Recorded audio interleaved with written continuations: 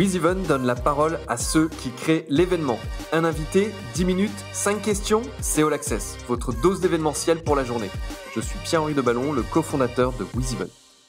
Je reçois aujourd'hui Blanche Stromboni, la fondatrice des Carrières Saint-Roch. Salut Blanche. Salut Pierre-Henri. Merci d'être avec nous. Parle-nous de ce festival Les Carrières Saint-Roch et de sa particularité. Alors, Les Carrières Saint-Roch, c'est un festival qui est né en 2018, enfin qui est né dans nos têtes bien avant, mais en 2018 avec mon frère et ma sœur, Jules et Marjolaine, sur donc un terrain familial dont on a hérité de nos grands-parents. C'est un terrain qui est situé à Luzarches, dans le 95, donc dans le Val d'Oise, au nord de Paris. Et il a la particularité d'être vraiment très atypique. C'est dans des anciennes carrières de calcaire en fait. Donc c'est un lieu hyper spécial, très vallonné, boisé, avec l'espace scène qui est littéralement au pied d'une falaise de calcaire en fait. Et c'est un lieu, et j'ai eu la chance moi d'être à la première édition, effectivement c'est un lieu qui est magnifique et complètement atypique, et c'est un lieu, je crois que vous travaillez en permanence pour permettre d'accueillir du public, vous travaillez même la roche, je crois qu'il y a un bar qui a été fait cet été sous la roche. Ouais, alors ça c'était les 2 premières éditions. Cet été, on a créé une deuxième scène sous cette grotte, parce qu'en fait, il y a une petite grotte dans la roche. Donc avant, il y avait un bar à bulles et maintenant il y a une deuxième scène un peu plus intimiste, un peu plus acoustique. Et oui, en fait, on a la chance d'avoir ce lieu pour nous en fait. Donc il y a que nous qui sommes maîtres des lieux, et donc on peut le travailler toute l'année. Et c'est comme ça d'ailleurs qu'on a créé notre communauté aussi de bénévoles, parce que dès la première édition, on était plus de 100 bénévoles, justement avec plein de chantiers participatifs qu'on a mis en place pour mettre aux normes le site en fait, pour pouvoir devenir un ERP, donc accueillir du public.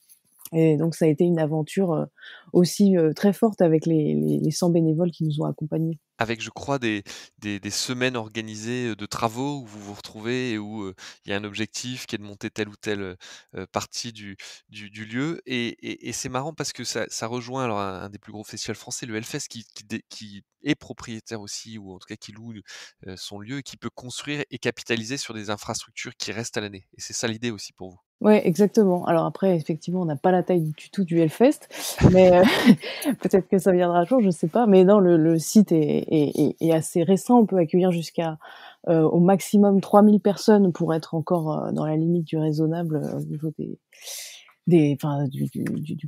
paquets de groupes, quoi, on va dire. Mais non, enfin, ce qui est effectivement génial avec ce lieu, c'est qu'on peut même se dire qu'on pourra faire d'autres événements à d'autres moments à l'année, ou même peut-être le louer. Je sais pas, mais en tout cas, on fait vraiment ce qu'on veut ici. Très rapidement, qu'est-ce que vous en faisiez avant de faire le festival de ce lieu, par curiosité? Alors, c'était donc un peu un délire de mon grand-père parce que c'est un lieu non constructible en plus, donc c'est vraiment pas pour y faire des maisons ou quoi que ce soit.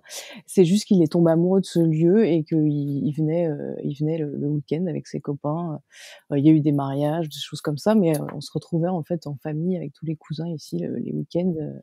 En tout cas, c'est un sacré clin d'œil, j'imagine que vous lui faites. Exactement. Parlons un peu de toi, Blanche, parce que tu as une carrière d'artiste aussi en parallèle. Raconte-nous, comment on passe de cette carrière d'artiste à, organisatrice de festival, et comment on gère les 2 en parallèle?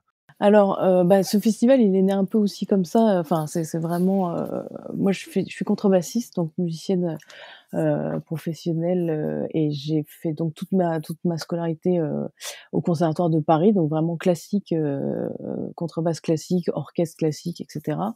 Et j'ai ensuite dérivé vers le tango, puis récemment un peu plus rock tango avec ce disque avec Sanseverino.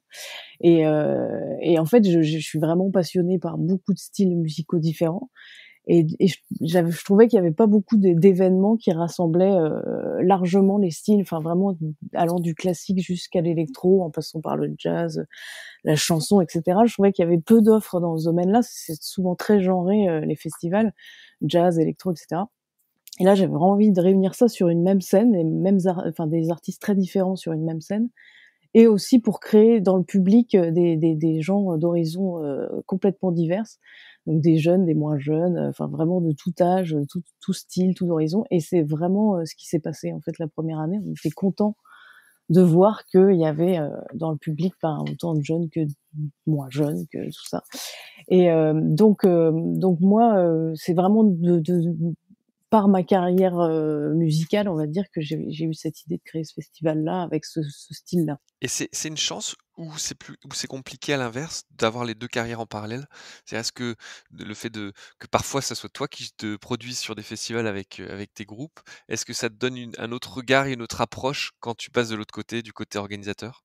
Ouais, totalement, mais en fait, c'est hyper complémentaire. Enfin, ça m'aide, et je sais que je suis même plus indulgente, par exemple, en tant qu'artiste invitée sur des scènes ou sur des festivals, parce que je sais à quel point, tout le monde enfin, maintenant, je sais je connais aussi l'envers du décor et je sais que enfin, je connais les problématiques maintenant liées à l'organisation d'un événement, donc c'est vrai que ça permet de relativiser aussi, enfin, d'être plus Tu as un calme. rider beaucoup plus cool maintenant. Oui, c'est ça. Je demande plus du gingembre, confit, avec du thé, non. Non, non, mais, c'est ouais, c'est vraiment hyper complémentaire, mais en plus la carrière de musicien aujourd'hui, c'est plus comme avant où on avait un agent qui gère absolument tout pour nous, et enfin, sauf si on est vraiment des grosses stars, mais en fait, on doit savoir toucher un petit peu à tout, quoi, à la vidéo, à la com, enfin, on doit savoir, faire tout ça. Encore plus dans un contexte aussi particulier. J'aimerais que tu nous parles de cette édition, des Carrières Saint-Roch qui a eu lieu cet été dans un contexte assez particulier avec, cette crise du Covid, et comment vous avez, réussi, contre vents et marées à maintenir, l'événement. Raconte-nous de l'intérieur toutes les péripéties que vous avez rencontrées. Ouais, alors c'est vrai que c'était, voilà, comme pour tout le monde, une année, très compliquée. On a eu la chance de pouvoir avoir lieu, ce qui était pas le cas pour tout le monde. On s'est fait annuler par la préfecture 2 jours avant l'événement, donc on était pile dans le repic, en Val d'Oise de l'épidémie, et enfin, heureusement, on avait vraiment tout mis en place en termes de gestes barrières, de gel, enfin tout ça, ça a été très, très bien mis en place. Donc la préfecture a constaté qu'on avait tout mis, en place pour faire les choses bien.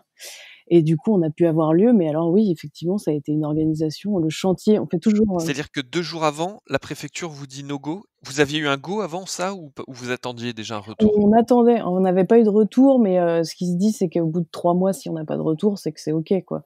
Donc du coup, on était partis un peu là-dessus, en sachant qu'on était dans une période très particulière et que certainement on allait avoir un coup de fil quelques jours avant, parce que je voyais sur Facebook et cetera, ça arrivait à tous les festivals, de se faire, appeler 2 jours avant. Donc là, on n'est pas passé entre les gouttes par rapport à ça. Mais on avait tellement préparé notre coup, et puis en plus on a eu un soutien fort de la DRAC cette année. Donc la DRAC et la préfecture sont quand même, beaucoup en contact, et donc ils ont assuré La DRAC, c'est la Direction régionale des régionale arts culturels? des affaires Des culturelles. affaires culturelles. Mmh.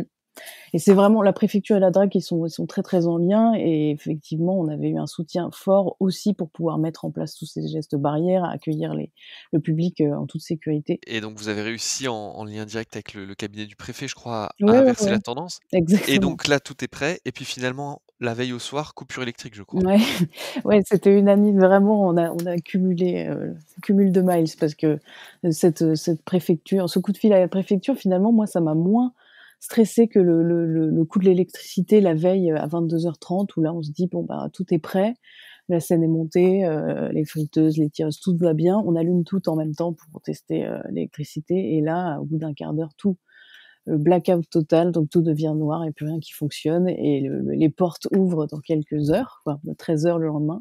On est samedi, donc pour louer un groupe électrogène, enfin voilà, je te raconte pas la galère.